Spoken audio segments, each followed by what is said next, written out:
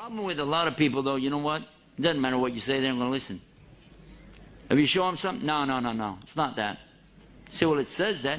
It says red right there, red, R-E-D. Yeah, but you have to read it in the spirit to understand. It means blue. Well, over here it says up, U-P, up. Yes, but brother, you have to have faith. It means down. Okay, whatever.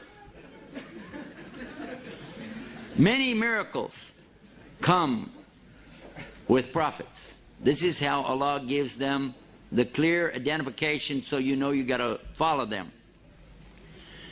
In Surah Ar-Rum, for instance, it begins immediately talking about the Romans had been defeated in the nearest land, which was the Arabian Peninsula. And after this defeat, though, they're going to be victorious within 3 to 9 years. It's a word in Arabic that means 3 to 9 years. And sure enough, they were badly defeated in Antioch in 613, and as a result, the Persians swiftly pushed them on all fronts.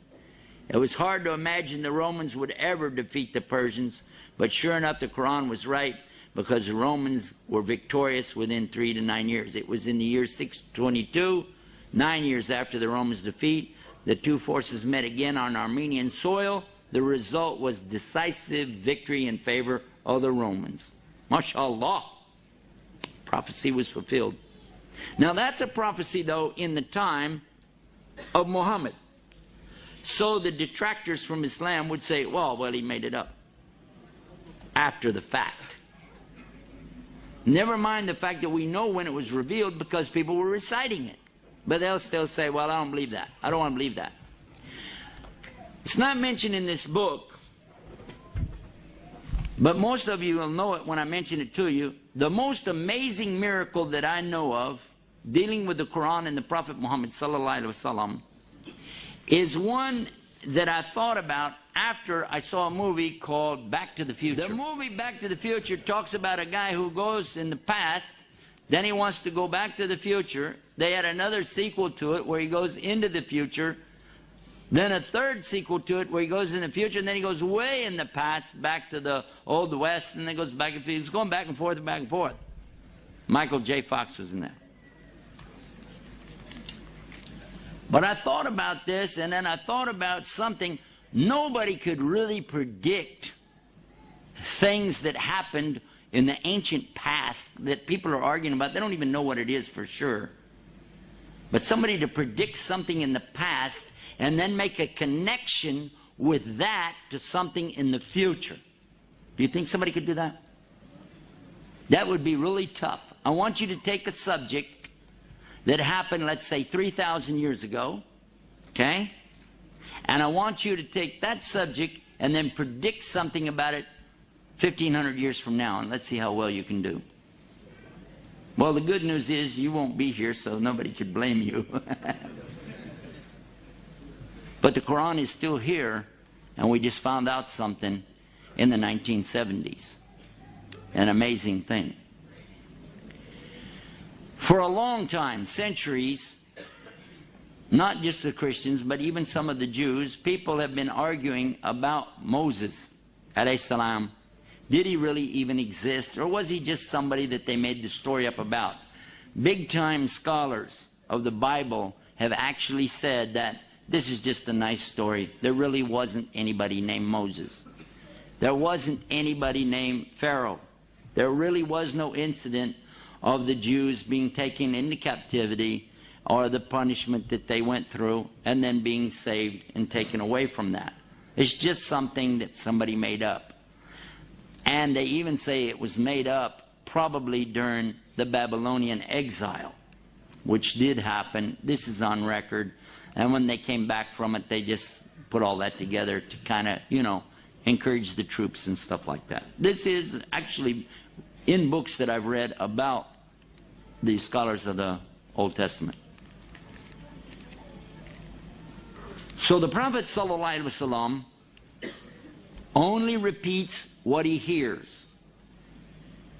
The angel Jibril is a representative of Allah and tells him to recite. He recites, And what he hears, he recites, and the people recite the same thing. And we've been doing that mouth to ear and ear to mouth ever since.